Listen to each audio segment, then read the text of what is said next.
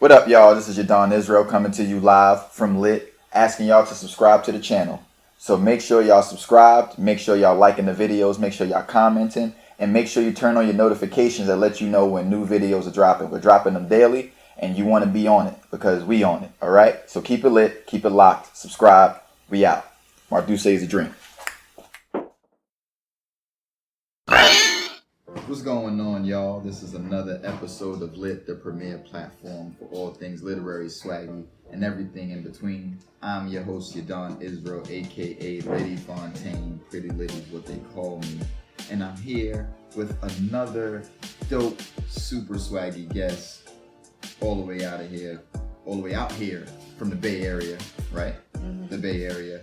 Esmé Weijun Wang. Yeah, that was super good. Hey. You didn't even ask. Got it. Yeah, yes. Got it. She's here. Good. And we're going to chop it up about her novel, The Border of Paradise. We're going to chop it up about her super swag. And we're going to chop it up about what it means to be on the proper side of crazy. Yeah. And other things that we talk about. Fruit snacks. It's all going to go down. So thank you for coming, Esme. Thank you so much for having me. So the first thing we got to do, we got to talk about the swag. Okay. So stand up. We have the swag cam.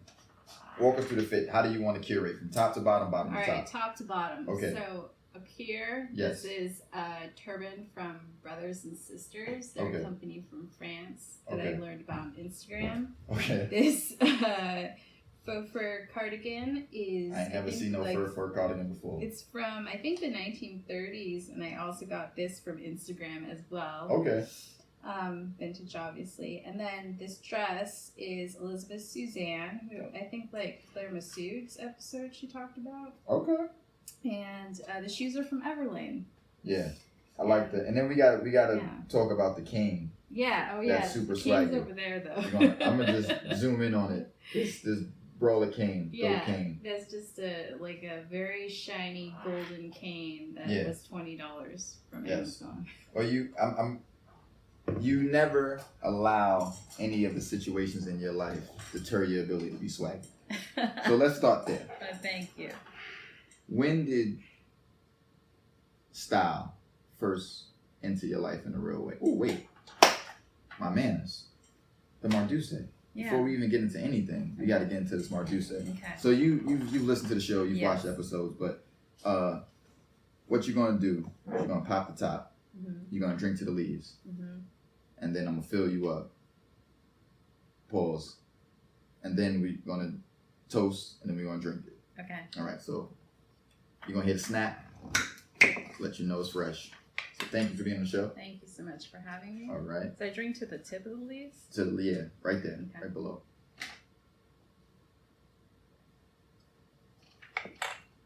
That's basically a little bit more. All right.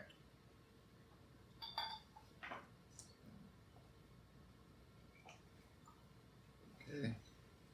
Now, this is going to be a little bit last of it. So I'm going to leave some in it for you.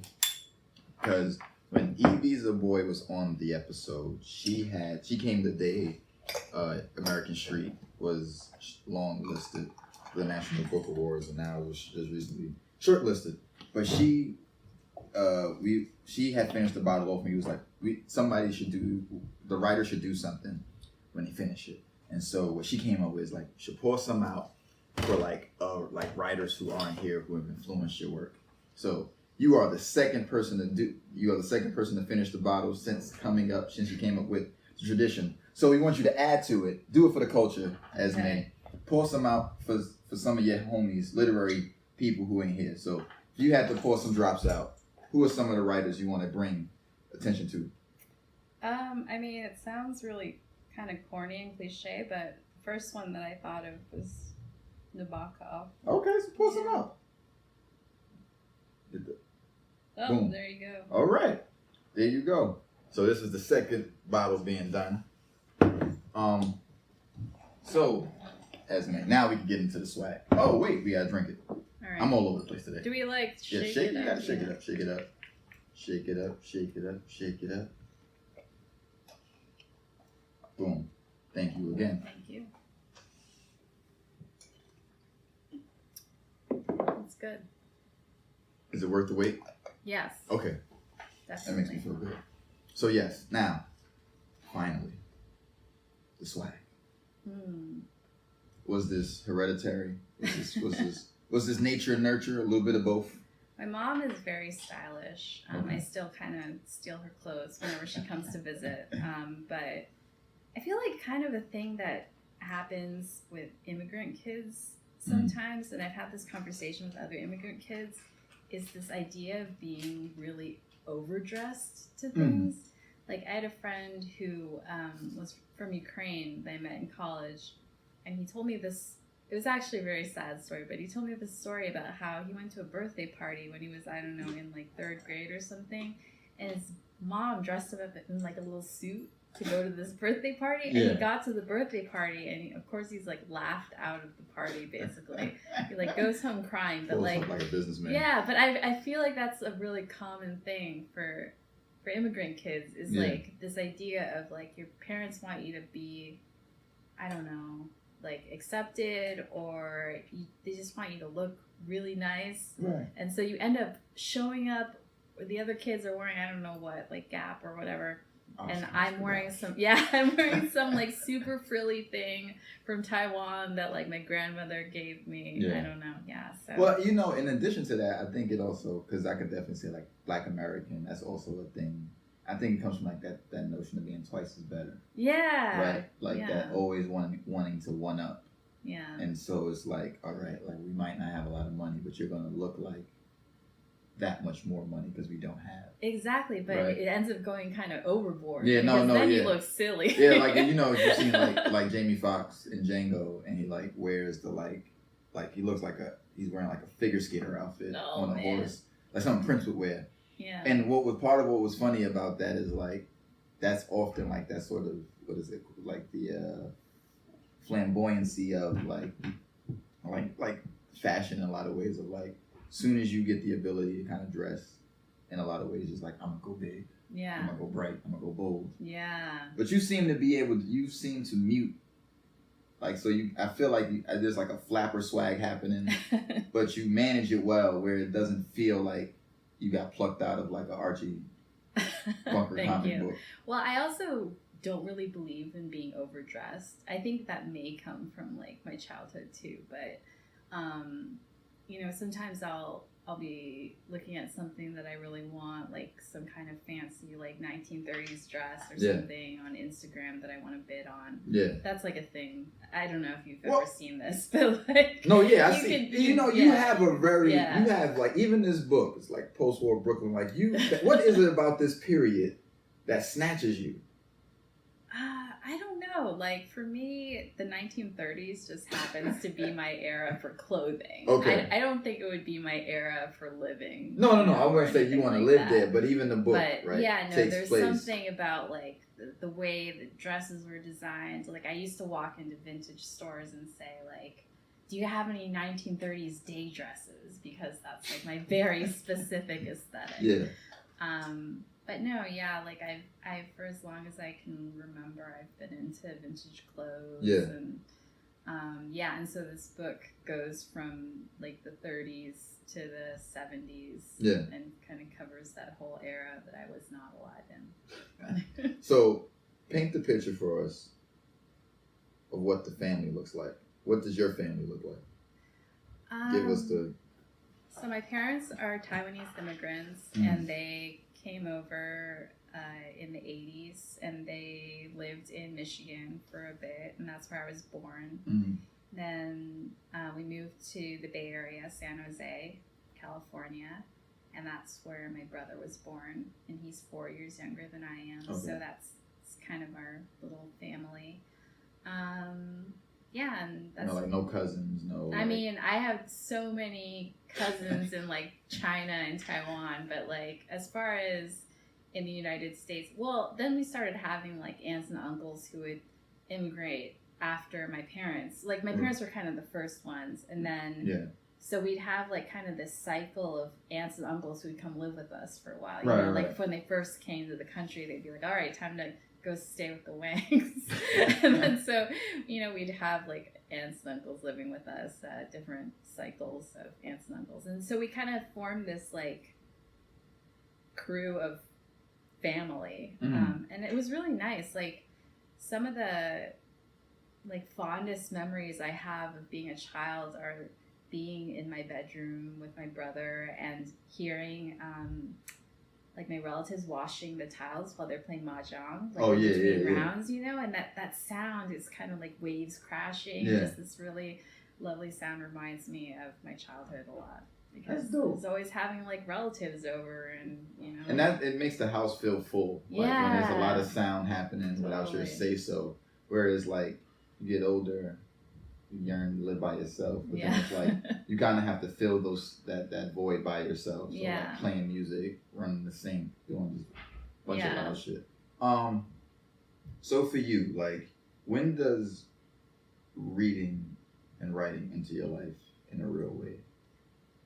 I remember my school library as always being really important to me. Word. Particularly my elementary school library. Like I had this school librarian who was really great in my memory, and for some reason our school library had a lot of books from the 50s and 60s, and so I became but these books I feel like maybe they were donated or something, because they were very arbitrary. Like I remember getting really into survival guides because we had a lot of 50s and 60s survival guides in our elementary school. That must have been the Cold War era. Yeah, and so I would read about like what to do if you're lost in the desert for like weeks at a time. Yeah. Like I still remember this diagram of how you're supposed to like dig a hole in the sand and like line it so that you can get the condensation so you don't thirst to death, or like if you're lost at sea, like how to kill a sea turtle and eat like their eyeballs, like just stuff like that. I got really into the survival guides. Okay. It seems like for you to get lost in the desert, you would have to be doing shit where you're like near a desert. No, it was very not possible that I was going to get lost in the desert or lost at sea or lost in the jungle or whatever they thought I was. Anyway, but I was very interested in those books. And then when I was 9 years old, but another thing that happened that is a memory from elementary school is there was this book about rabbits that I really loved. And I think, you know, looking back, I don't really know why this came to pass. I don't know if it was because my parents didn't have a lot of money or what, but I remember I kept borrowing this book over and over from the library, and my mom finally just like took the book and she made a photocopy of it, and she bound the photocopy of this book about rabbits that I loved so much. I still remember she like taped it with like duct tape, and she like painted like each page and everything, so I had like my own copy of this book that I loved. That's very sweet. Yeah. So who like, so let's give me like, what was like, who like, I know the what's about your family, but like who was your mother and father, like what did they do, like what was like sort of the three dimensionalization of who they are, because they seem to really give you a strong foundation. Yeah. So when I was very little, my mom and dad were both around a fair amount. And then when I was around like 6 or 7, my dad started living in different places, and he wasn't actually around that much when I was growing up. But my mom, you know, she was the one who would like, you know, did the thing with the book of the rabbits. Yeah. But she was also the one who like taught me how to bind my own books, you know. So I would like bind my own books, and that's when I said, you know, I wanted to be an author. And she was also the one who, when I was 9 years old, found this ad in the Chinese newspaper where the local TV station was looking for kids to audition for this TV show, this kids TV show. And so she brought me to the audition. Well, so first I like sent in my application or whatever. I don't know why my mom wanted me to do this, but she had me send in this application. I show up at this like, his KTEH was the station. So I show up at the station. It's like the local public broadcasting station. Right. And I auditioned. So I ended up not becoming one of the hosts of the show, which was what you were actually auditioning for, but I ended up becoming a book reviewer. Oh. So I'm the book reviewer for this show called The Kids Clubhouse, and it was actually really great because what they would do is they would give me like a $20 gift certificate to Walden Books every month or so, and I would get to go to Walden Books and like pick the book that I wanted to review for that month's episode of the show. That's dope. Is this show on YouTube? YouTube this? I doubt it is. See, young but Esme, yeah, like, no, this is trash. This is Derivative. No, I remember I reviewed like Hatchet and like Bridge to Terabithia, like books like that. And yeah, I remember I would get really dressed up in these frilly outfits and show up at the station and so you was already prepared for this lifestyle. Yeah, no. This is books who, for my life. Yeah, right. From a very young age. Yeah. So I see you brought the Joan Didion.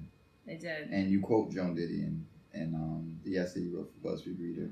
Yeah. To which you were one of the first classes of the emerging readers, yes? No, I wasn't. You wasn't? But I was one of the first writers who was published in Reader. Reader. And that was the culture, not offshoot, but like BuzzFeed culture. Is that like run by Saeed Jones? Yes. And he did a lot. Like he did a lot with making that like a credible place for like writers. Yeah. And I say quote unquote because we have, in our literary world, that whole notion of some people aren't, some people aren't. Well, yeah, and BuzzFeed had this reputation of like, oh, that's only where you go if you want to look at like 10 cat videos to brighten your day or whatever. But and y'all brought some swag over there. Yeah. Some literary swag. Yeah. But back to the Joan Didion. Yeah. Talk to me about Joan, what she means to you as not just a writer, but just as a thinker, as a person. And yeah, so I was thinking about writers that were influential to me, and the one that I had actually first thought of was the book Lolita by Nabokov, but Lisa Lucas had already covered that one. Yeah. So I was like, all right, I can't do that but one. I hear, like, she had also said he's a pedophile? He, I'm sure, was a very, like, problematic figure in lots of ways, as were most men of that era. As men still are. And so what I thought of was Joan Didion, because even though she's mostly known for her nonfiction and her essays are still very widely praised, and there's like a whole joke about, how like in the movie Lost in Translation, there's the joke about how all teenage girls go through a phase where they take pictures of their feet. It's kind of like how all like young women writers go through a Joan Didion phase. But I really loved Play It As It Lays, which is her like a novel of hers. Right. And so I thought of bringing that as an example of something that influenced, like some work. You have a piece you could read? Yeah. Something I was going to read. That adds texture to the combo. I was just going to read, I think, the first page or page and a half. Okay. What makes Iago evil, some people ask. I never ask.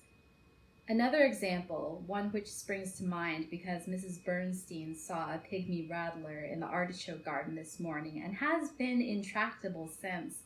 I never ask about snakes. Why should Shalimar attract crates? Why should a coral snake need 2 glands of neurotoxic poison to survive, while a king snake, so similarly marked, needs none? Where is the Darwinian logic there? You might ask that. I never would, not anymore. I recall an incident reported not long ago in the Los Angeles Herald-Examiner. 2 honeymooners, natives of Detroit, found dead in their scout camper near Boca Raton, a coral snake still coiled in the thermal blanket. Why? Unless you're prepared to take the long view, there is no satisfactory answer to such questions.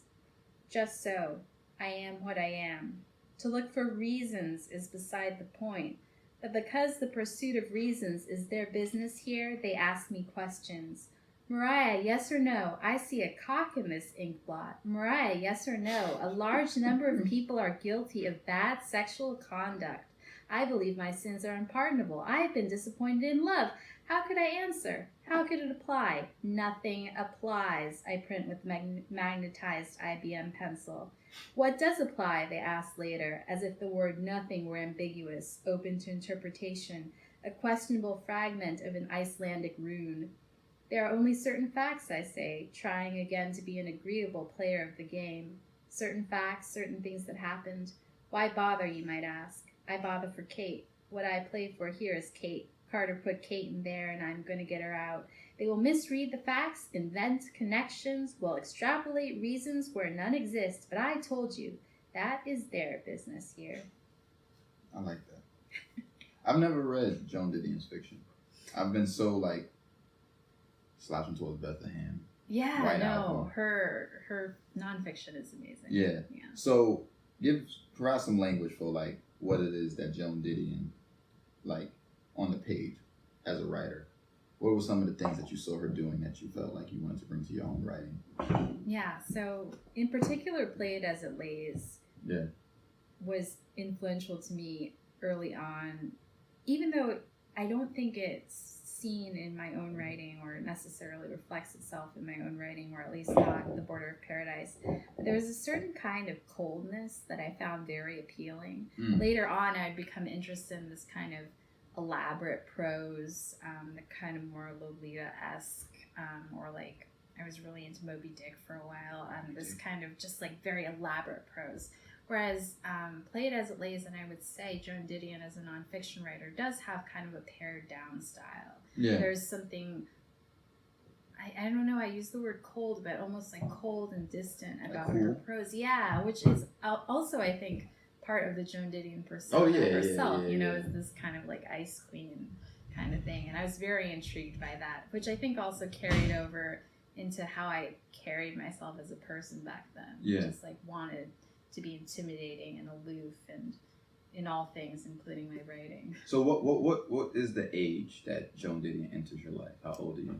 I was probably like in my early 20s when I first started taking writing really seriously. Okay. And what was sort of the catalyst for that? Like, was it like a wake up and like I got to tighten up, or was it like? Yeah, no, I mean, I remember.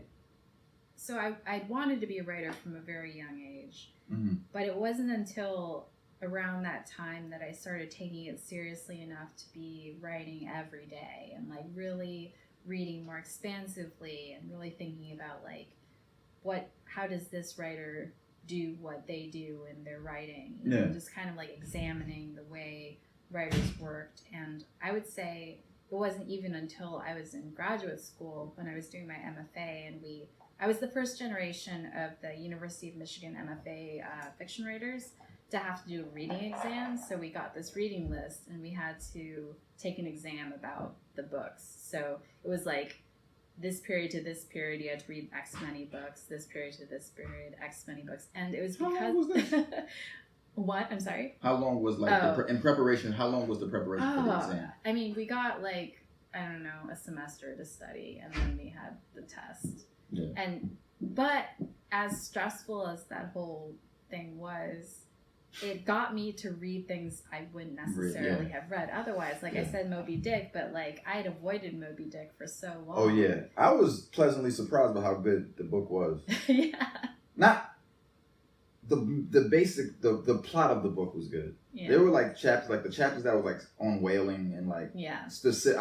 You're like, this is a lot. Yeah, this is too much. Like, this dude is doing like documentarian work here. Yeah. But like the plot, especially from the plot line of Ahab, like if this, because the story is told through Ishmael's eyes, but I'm like, if this story was told through Ahab's eyes, because Ahab that dude was wild. That kind of obsessiveness was very compelling. Yes, it was. It was just like, and then the thing that he described, Melville, and describing Ahab, was he had jumped at Moby with a stiletto knife. And I looked up what a stiletto knife is. So it's like a 6-inch knife. The heel is based off of. And I'm like, so already just you as a reader, you're like, this dude is already crazy because he's jumping at whales with like kitchen knives. Yeah. So I'm like, oh, this book is about to be wild. Like he don't know, like this dude is not wrapped already. So just to see that kind of, and then the way he sort of just act like he was okay. Mm-hmm. So they got out to sea. He was like, yeah, you know why we're here? Yeah. And they're like, to kill whales. He's like, no, we're here to kill one whale. Yeah. So whatever y'all thought was about to happen ain't about to happen. Yeah. And you're out here with me. It's too late now. You can't turn back. Yeah, like it was that, like when you play it, and I think that's the hard part about Moby Dick is that the best parts of it is tucked within all the shit of whaling. Yeah, all the shit. Although I have to say, I don't know how you feel about the chapter, but there's the chapter about whiteness, which I really love. I like that chapter. Yeah, okay. Some people That's a hate really that good chapter, but well, you know. I mean, are they white? So I wanted to check. No, that's a good chapter. But I think again, it's that kind of like obsessiveness that's really compelling, and that's actually what was a big influence in The Border of Paradise, which Obsessiveness or Moby Obsessiveness. Dick? Okay. Well, both actually, because as I was kind of conceiving of the novel and writing it, because I started writing it from the William chapter, which is actually somewhere in the middle of the book, as it finally ended up. But was that obsessiveness, both from Moby Dick and Lolita, that I was really into. Yeah. Yeah. And what is it about obsessiveness you feel like captures you as a writer, but as a person? I think obsessiveness is really interesting. I find people who are obsessed with things really interesting. Even people who are obsessed with things that I don't know anything about, you know? Like, I have a friend, one of my closest friends is an abstract mathematician. And I don't know, just like he studies abstract mathematics. X plus X equals X. It's just like very confusing. Like, I always ask him to talk to me about it, even though I don't understand anything he's saying, because he's so excited and he's so obsessed, and it's that enthusiasm. It's intoxicating. Yeah, it's definitely. So, what are some of the things that you obsess about? Oh man, what are some of the things? I feel like I used to obsess about more things than I do now, but I don't know. What's been the through line of your obsession? The through lines of my obsession.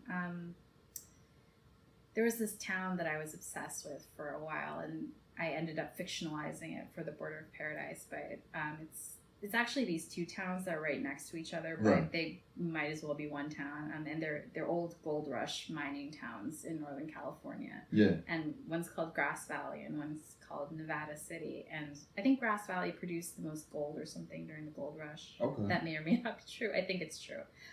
But I was very obsessed with those towns because I dated a couple of people from those towns, but I also had a best friend when I was in high school from those towns. And so I kept going back there. And there was something just so fascinating about these towns where they preserved everything. So it looks like it's gold rush times. Like when you go there, like everything looks like a saloon or whatever. Yeah. Also the politics there are really strange. Like they're super hippie liberal types and super right wing, like gun toting, like super ultra conservatives. Yeah.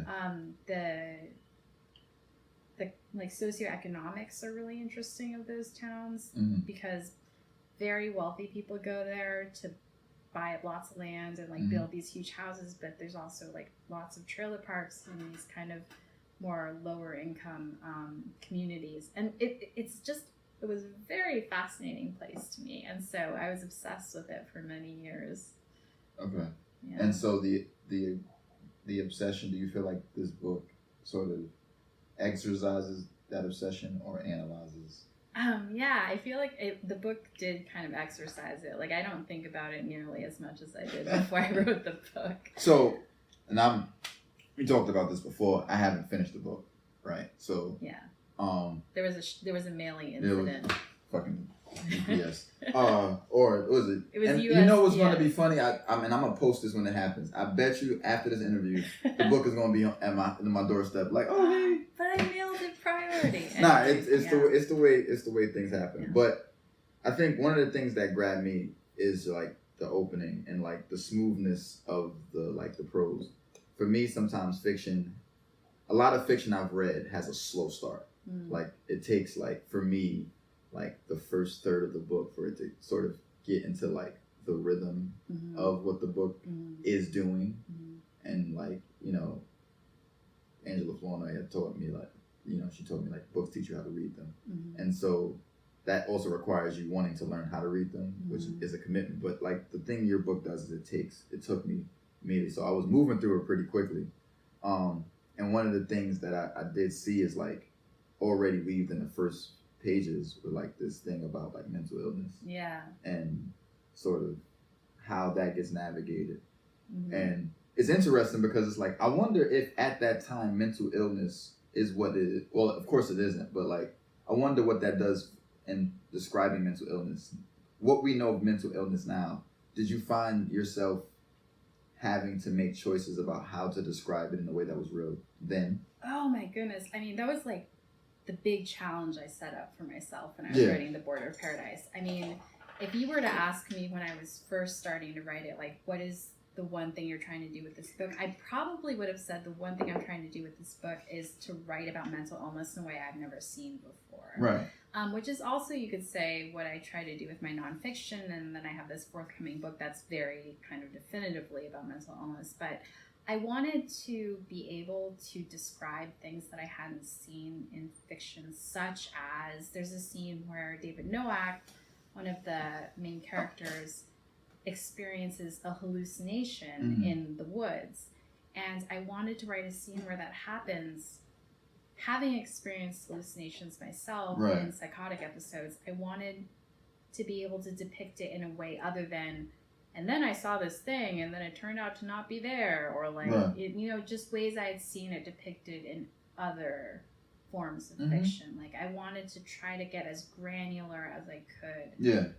with my own depictions of mental illness. One of the things that was interesting, that essay you wrote for BuzzFeed Reader. Mm-hmm. What's the name of the essay? Just so you can cue. I know exactly, but I want to so people go I out think and read it's it. called "Who Gets to Be the Good Schizophrenic." Yes, and a lot of the narrative about good and bad schizophrenics Mm-hmm. is the presence of work in that person's life. Yes. Right. Mm-hmm. And it's like it's so American. Yes, like it's so capitalistic to reduce and- everything yeah. down to can a person work? Yeah. Oh, they fine. Yeah. Right. And so the reason why I'm thinking about that is because as I'm reading this, I read that essay, and I'm just thinking about like the whole idea of like work is sort of seen as some sort of cure all for things. Mhm. Like, oh, you're tired, go to work. Oh, Yeah. you're sad, you should work. Like, and Yeah. even like within the realm of like slavery, of like where did mental illness play out for a lot of these people who are like dealing with trauma and these types of things, but like those traumas, those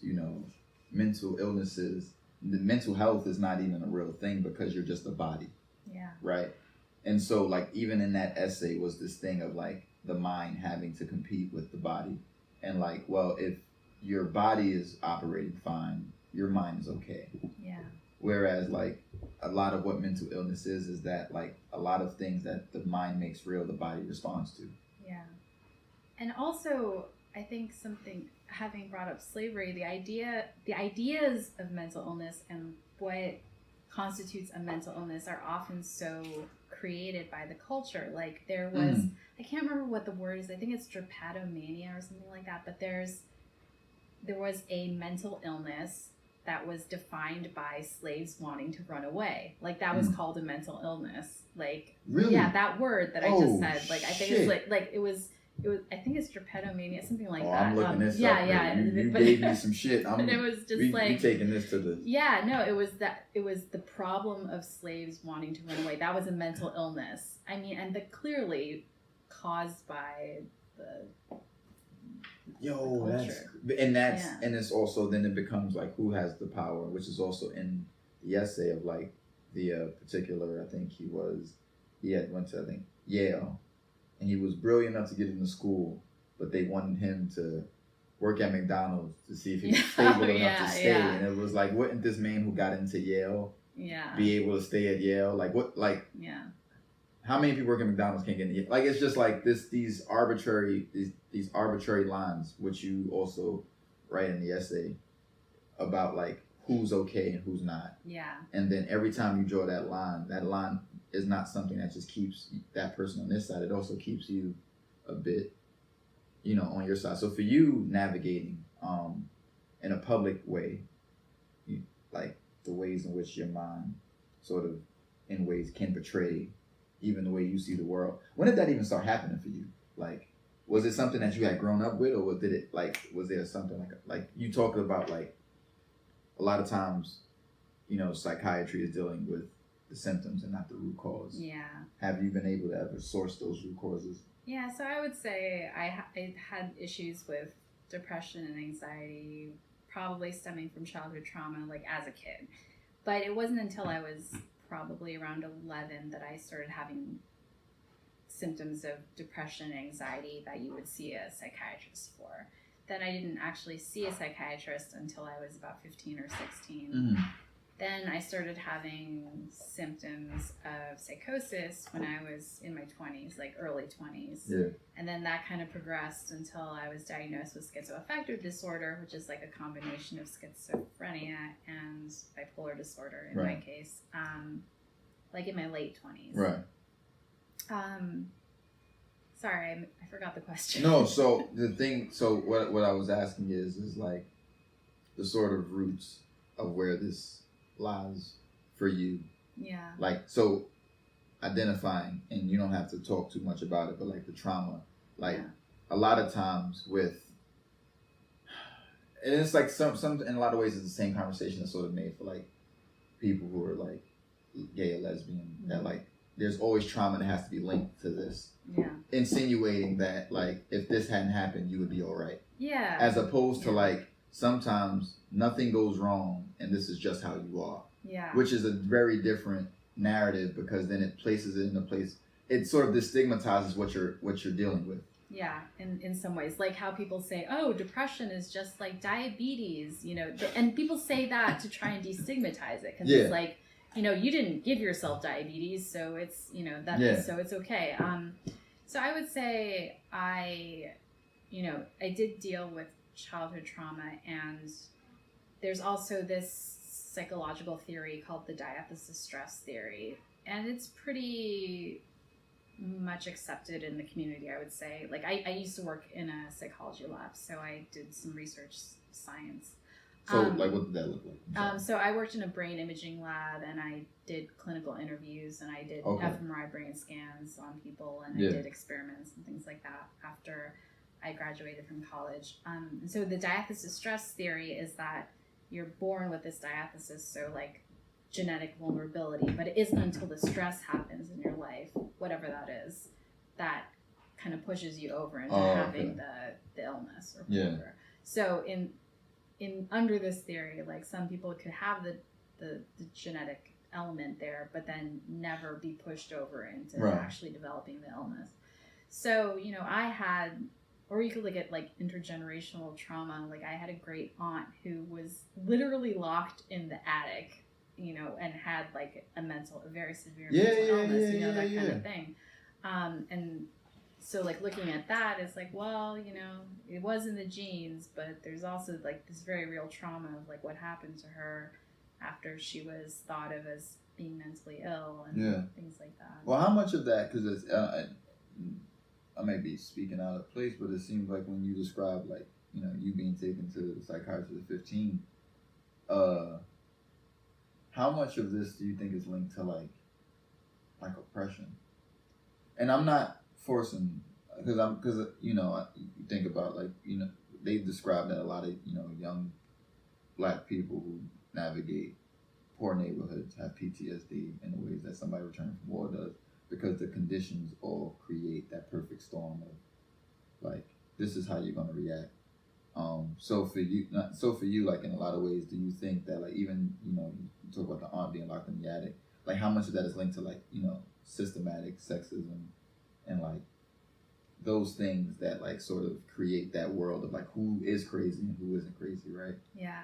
Do you see it as that, or do you see it as more of like an individual basis sort of thing? Oh my gosh, it's such a complicated question, because as you were talking about, it made me think about this book. I haven't read it, but it kept coming across my desk while I was working on. No matter how much you do it. Well, just like it kept popping up on my computer. This book called The Protest Psychosis, and it's about how Black Americans, especially Black men, are diagnosed with schizophrenia at higher rates. And something I haven't read the book, as I said, it just kept popping up on my computer. But the best books sometimes are the ones you don't read.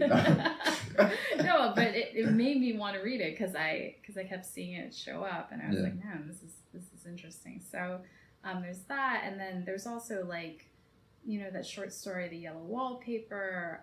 No, I don't know. Please. Okay, so I think her name is Charlotte Perkins Gilman. I could be getting this name wrong, but it's the short story that's very famous about a woman who is slowly going insane. Sure, right. Keep talking. Yeah, look it up because I I may have gotten the name wrong. It's about this woman who's going insane, but it's you got clearly because of the oppression that she's experiencing in her life, and her husband keeps calling her crazy, but she's being forced to live this very stifled life, and so she starts going insane, and so all those things are also linked.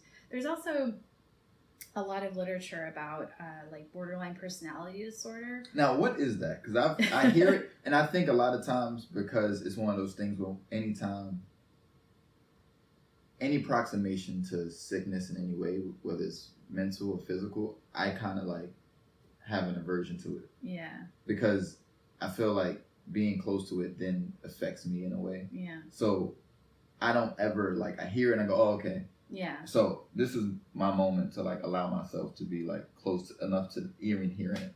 Yeah, so borderline personality disorder is frequently diagnosed in women. It's like I think the vast majority of people who are diagnosed with it are women. The symptoms include like self-harm, like physical self-harm, instability of self-image, lability of emotion, so like swinging from one end of the emotional spectrum to the other. Okay. Just like lots of symptoms that one could say. There's a lot of literature saying like, oh, this, you know, under a feminist analysis, like this isn't a real illness. Like this is something that women are being diagnosed with as a form of like oppression. And and so the book Girl Interrupted, which was made into a movie starring Winona Ryder and Angelina Jolie, is very much, I think, about this girl. Susanna Kaysen was the author of Girl Interrupted, who is put in a mental institution because she doesn't fit in with the standard ideas of what a woman should be. And so that's an example of a mental illness that is thought by many. And that's borderline. Yeah, that's borderline personality disorder. It's thought by many as like a form of oppression or as the result of oppression. Homosexuality was thought of as, it was in the DSM for a long time. Yeah, exactly. Like, to be honest, like the conversation has continued, but my mind is still like back there. Like, because I'm like, that's heavy. Yeah, like, that's heavy. It is really and even heavy. for me, like, you know, what I've, and it's funny, like navigating language of the past and just like how much of my own language I've had to fix because it was broken in terms of like everything is crazy. Yeah. Right. And I've had to like kind of turn that off in my brain. That's something I've been adjusting too. Yeah. So now I say things like, "Oh, that's bonkers" or whatever. Yeah. But it's something that you grew up saying, right? Or it's like around you, and so you kind of absorb it. And it's like, and it's around you, but the thing that you're actually describing, not that it isn't, but it isn't made. It isn't, for me at least. It isn't. I'm not made aware of it in a way where I see that it has a consequence on someone else's body. So when you say something's crazy. Part of why when I was younger, we called people retarded because the person wasn't ostensibly retarded to us. But then you start learning about like people on spectrums and people actually being special needs, and you're like, oh, like the friend we just thought was just retarded. Oh, they're actually special. Oh, damn. Like it changes a lot of things. And so like even with the word crazy, like I've had to like I need to find the actual word that. Because the thing and that with that language is also sort of a certain sort of laziness that comes out of like not being thoughtful in the type of language being used to describe people. For you writing about mental illness, and particularly yours, was that? It's not. Of course, it wasn't an easy choice. What was the thing that made you decide like I'm gonna hit this head on? Yeah, so for a long time, I did not write about it, didn't talk about it. I had a blog, never mentioned it on the blog. It wasn't until... Ate a sandwich today. And by the way, no, I just decided like it's not anybody's business. And I was also just afraid of like not being able to get a job. I think that was like my big concern was like not being hired. So what actually changed that? Okay, so a couple things. So first of all, I got a job. So I got a job at this startup company. And so that was one kind of factor. What was you doing at the startup? I was a copywriter and a copy editor. But there's this company called ModCloth, and they're known for like having these very punny names for their clothes. And they were bought out by Walmart. But at the time, I was making tons of puns. That's enough to make you go crazy. Yeah, so I got this job, and it was around that time that I started thinking, like, okay, I got a job, like, I feel pretty secure with this job.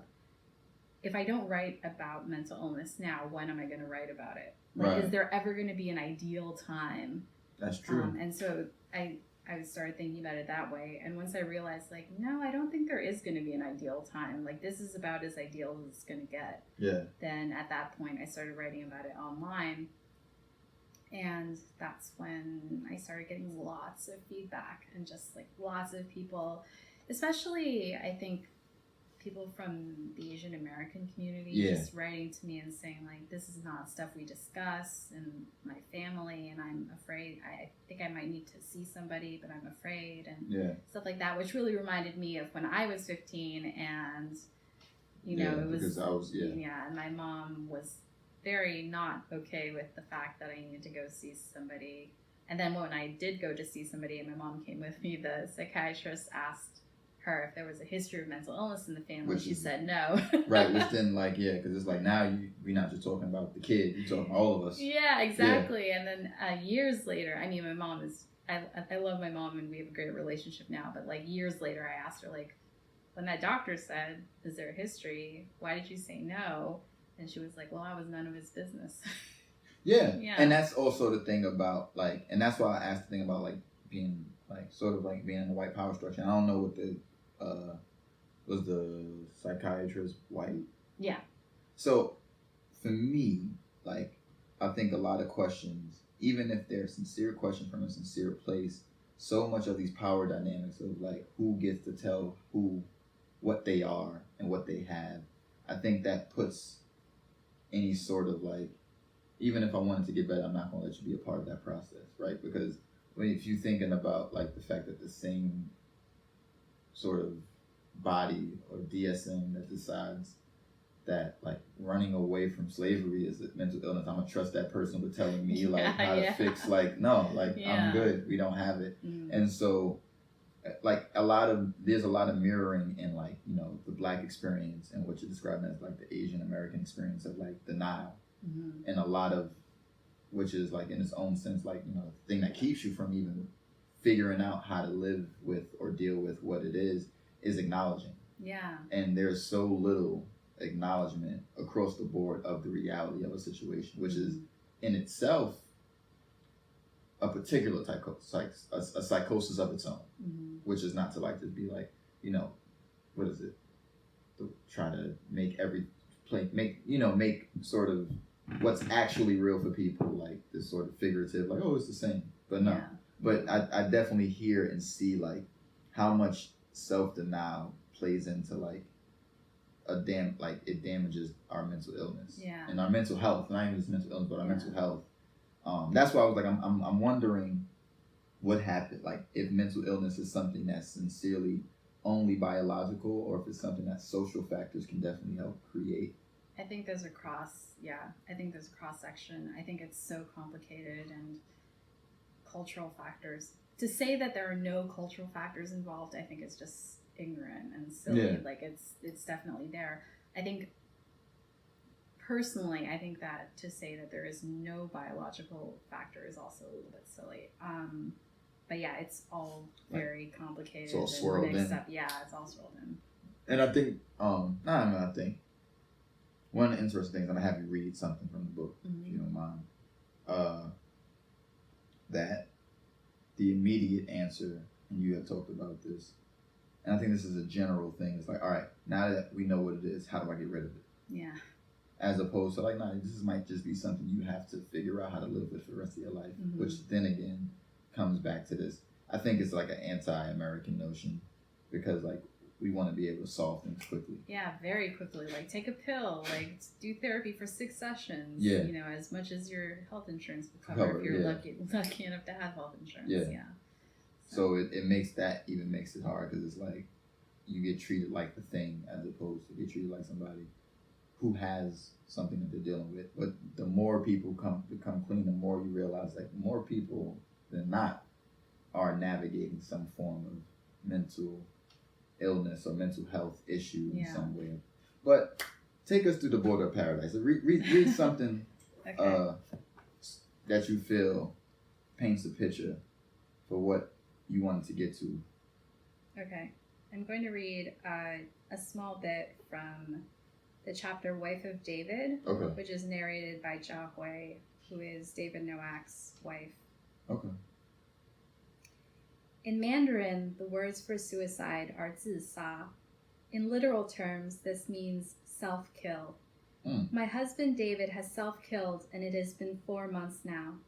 I knew this would happen once I found him crashed to the floor from attempting to hang himself. I knew that it was only a matter of time. Or yes, I knew this when I was first told that he was crazy by his own mother. But who can believe one's mother-in-law, especially when that mother-in-law refers to you as a souvenir without batting an eyelash, and burns with anger in your presence simply because you exist and have small eyes and skin with the undertone of ripe star fruit?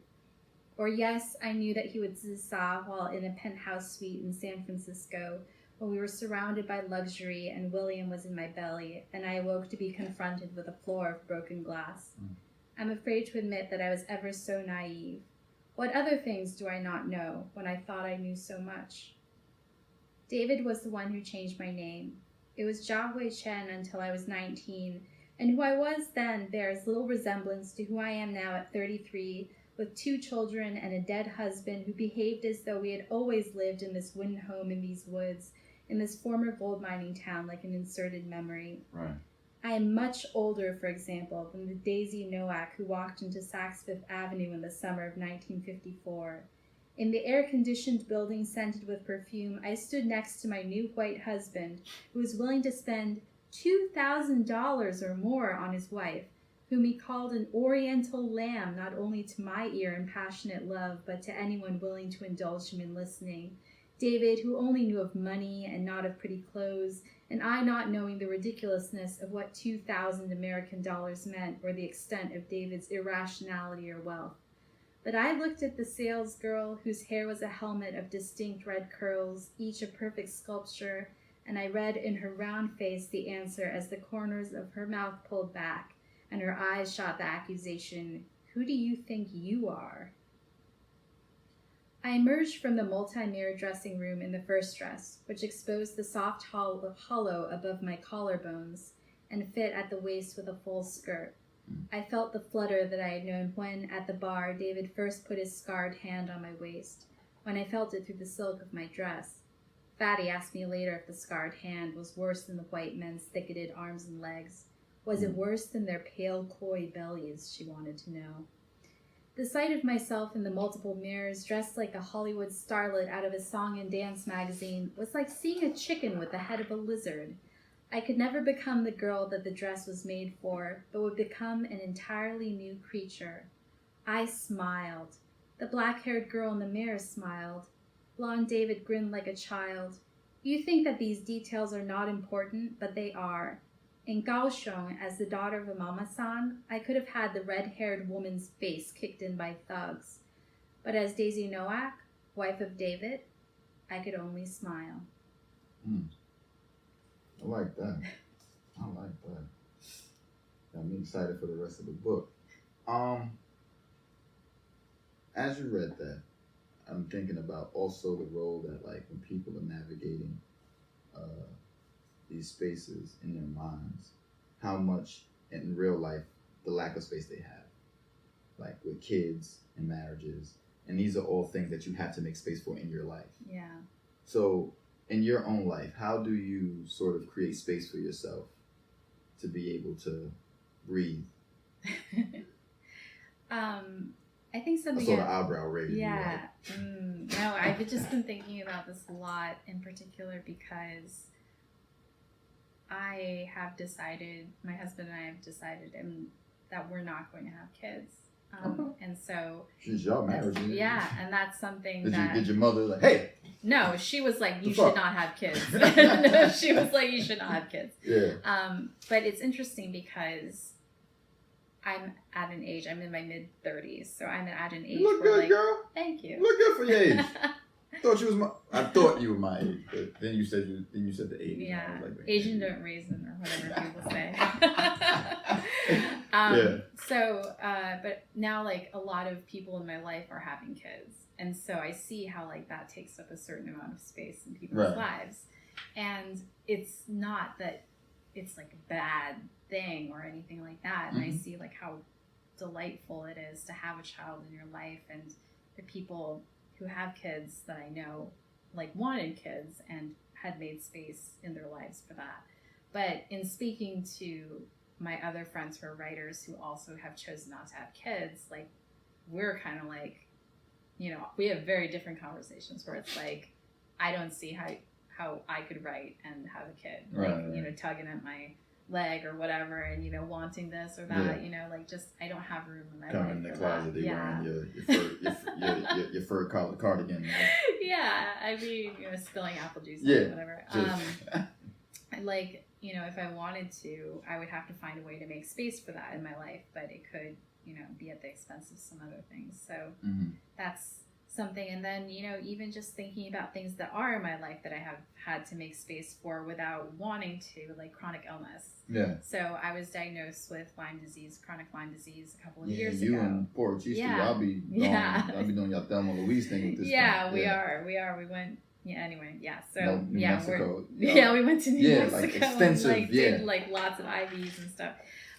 But like that's something that I never wanted or asked for, but I've had to make a lot of space in my life for, you know, not being able to like be standing or walking for very long, or you know, just having to spend a lot of time in bed, just things like that have to do with like being chronically ill that I never really had to think about before. So. All right. Well, I don't want to leave it on that note, but I feel like also like this is also a part of that narrative of like anytime someone talks about these things, like we gotta change the mood, as opposed to sometimes let it sit, because I think this is where the real is. Yeah. Where can people buy this book? So people can buy this book basically anywhere. Books are sold. Yeah, anywhere books are sold. If you want to find out more, you can go to esmewang.com/book. Swagger. And that's also my website, esmewang.com. Yeah. And you got a lot of businesses on your website. Yeah. A lot of you know, email guides.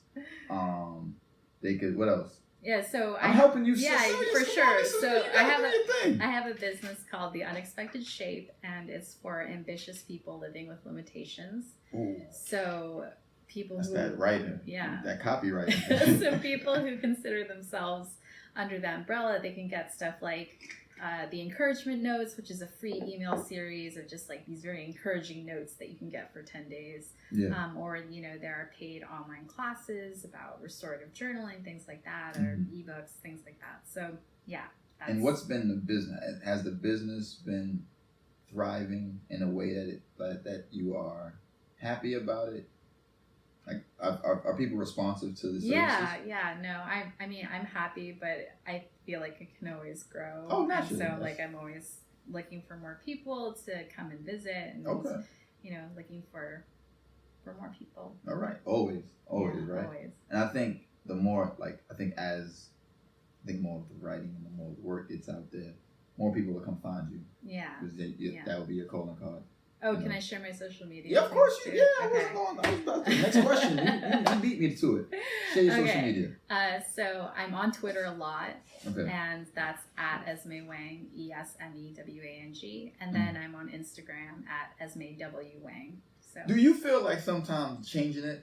Because I've had that complication too. Like when you change it a little bit, people just act like they can't. It's the extra W. I can't find this person. Yeah, no, like, I mean, I've been taught in like business classes and stuff that all your social media stuff should match. Yeah. And I haven't done it. Right. I think at this point, Esme Wang has probably been taken on Instagram anyway. So, you know, whatever. Plus.